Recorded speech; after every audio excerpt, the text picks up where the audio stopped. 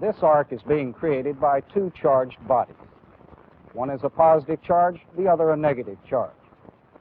In this case, the force is great enough to cause electrons to leave the negative charge, travel through air, which is an insulator, to the positive charge. We've also found that a battery has two charged materials. If a connection is made between them, electrons will leave the negative charge and travel to the positive charge. Well, let me make such a connection.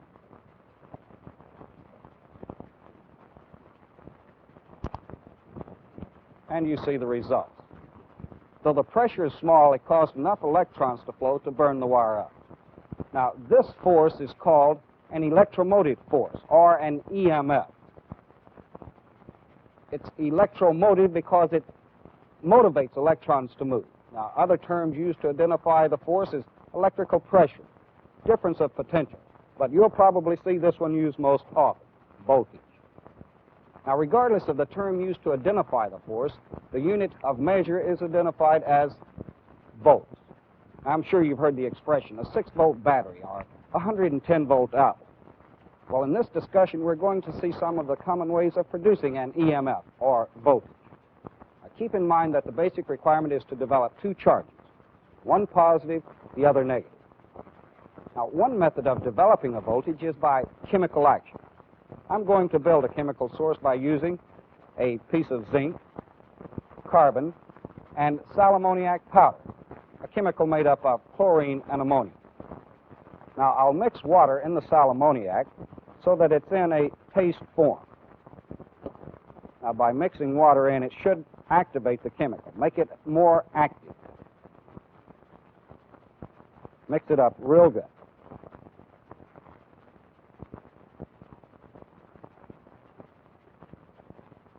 Now I'll put in the zinc here and the carbon here. Now, here's what will take place. The sal ammoniac will react with the two materials and cause the zinc to gain electrons, the carbon to lose electrons. The zinc then will become negative, the carbon positive. Now, an EMF or voltage will exist between the two. Now, to check the results, I'm going to use this meter. Now, if a voltage or EMF does exist, it'll force electrons through this meter, causing it to deflect. So let's connect the meter to the material. One side here to the zinc, the other side here to the carbon. And of course, you can see that the meter does deflect. Well, actually, this is a crude form of dry cell battery. The two rods are called electrodes, or terminals. The chemical is called an electrolyte. Well, a flashlight battery is an example of producing a voltage by chemical means. Now, by taking a look at a cutaway view, we can see essentially the same elements as the battery I just built. Now, the center post is a carbon rod. It develops the positive charge. The battery case is zinc. It develops the negative charge. The electrolyte is basically sal ammoniac powder, and it's packed between the carbon and the zinc. Now, this type battery develops an EMF, or a voltage, of about 1.6 volts. Here's another example of developing a voltage by chemical means. Its makeup is about the same as the flashlight battery. Taking a look at it, we see a carbon rod in the center, a zinc case, and a sal ammoniac electrolyte. Now, this battery also supplies 1.6 volts. In other words, the carbon-zinc combination generates 1.6 volts, regardless of the size. The chemical combination determines the amount of voltage. A car battery is another example of developing the voltage by chemical means. In this case, the electrolyte is sulfuric acid diluted with water. The electrodes are sponge lead here and lead dioxide here, with a separator in between. Now, basically, this battery develops voltage in the same manner as the dry cell. The chemical reaction will cause the lead dioxide to become positive and the sponge lead negative, so voltage will exist between the two. One cell of this battery develops about 2.2 volts. So to furnish the voltage required in most cars, 6 cells are arranged to develop an output of about 13.2 volts. Checking the cell arrangement, we would have about 2, 4, 6, 8, 10, 12. The ordinary 12-volt car battery. Now, as you probably realize, the chemical method is an effective way of producing an EMF or voltage. Another popular way is by mechanical means, commonly called the induction or generator method. In this method, all that's required is a magnetic field, a conductor, and motion between the two. Now, a magnetic field is similar to the field around a charged body. We can get an idea of how this field exists by using iron filings and a magnet. I'll sprinkle some filings on the glass covering this magnet.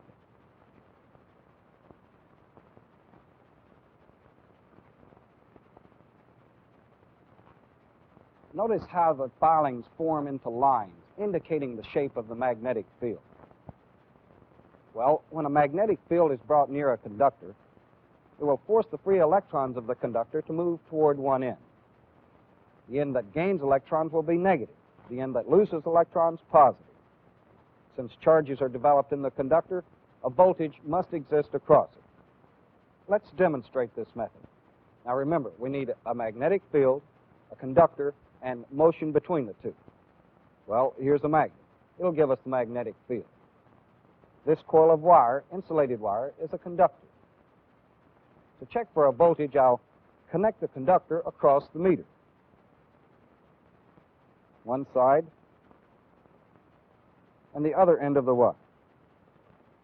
Now, when I start moving the conductor, notice that the meter indicates a voltage. Now, it doesn't make any difference how the motion is attained.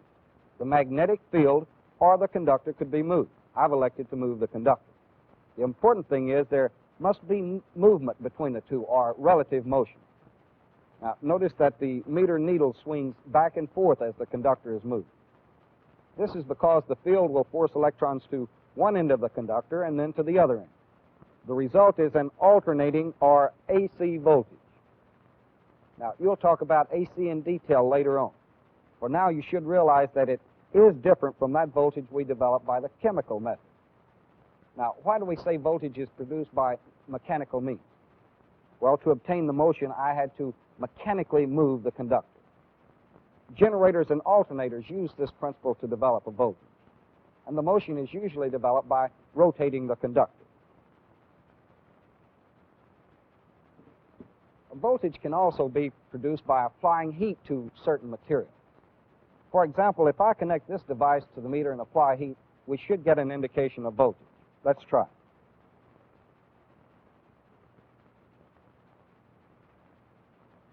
Applying heat to the device, notice that as it heats up, the meter indicates a voltage. The more I heat it, the more voltage. Now, if I take the heat away and let it cool off, the needle slowly moves back. Now, if I help cool it off so that it's at normal room temperature, no voltage will be produced.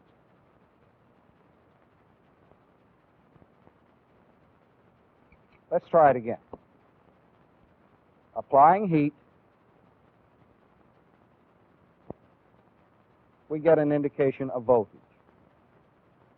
Now, a device that develops voltage in this manner is called a thermocouple. This illustration shows how the voltage is produced.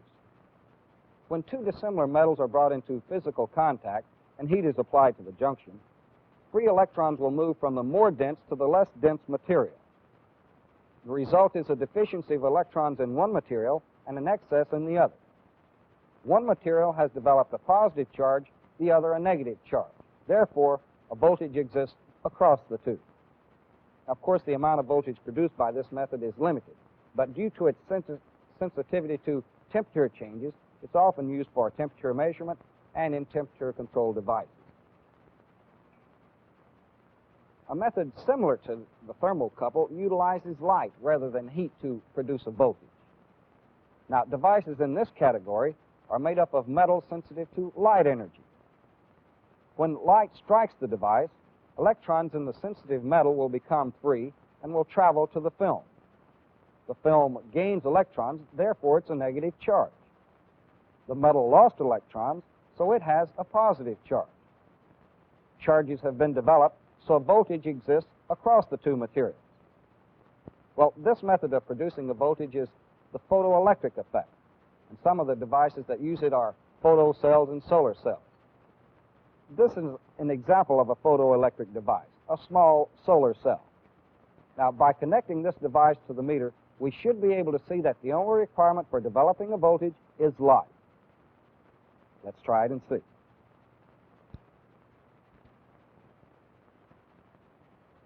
Connecting it across the meter, I'll use this lamp as the light source. Now, watch what happens as soon as I turn the switch on. The meter indicates a voltage.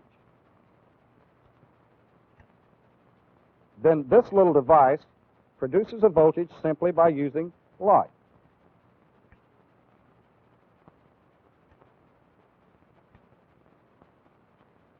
Now, if I bring the device closer to the light, notice that the amount of voltage increases.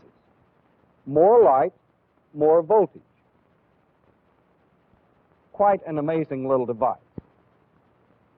Now, some uses of the photoelectric effect are to indicate light intensity, as in this light meter, and the solar batteries used to supply voltage in some space vehicles. Another amazing little device is this one, a crystal. It employs still another principle to develop a voltage, the piezoelectric effect. Now, the piezoelectric effect is this. Some crystalline materials possess the characteristic that if stress is placed on them, they produce a voltage. And the reverse of this principle is also true. That is, if a voltage is applied to the crystal, it will produce stress. This simply means that the crystal will vibrate or oscillate. It's difficult to show this method practically without advanced equipment. To apply enough stress to this to cause it to develop a voltage large enough to measure is impossible without breaking the crystal. However, later in the course, when you come to understand a few more principles, we will apply a voltage and check for an output from the crystal. Now, some microphones and some phonograph needles employ this technique to develop a voltage. Okay, we've developed a voltage by using a chemical with mechanical energy, by applying heat, with light, and we discussed the piezoelectric effect. In each method, voltage is produced by creating a positive and a negative charge. Now remember, these are some of the terms used to describe this force. We said that voltage is the one that we'll see most often, and that we'll be referring to volts. Now, as you progress in your training, you'll see examples of how each method is used in actual circuits. Now, a little bit later on, we'll come back and see the relationship of this voltage to electron flow. I'll see you at that time.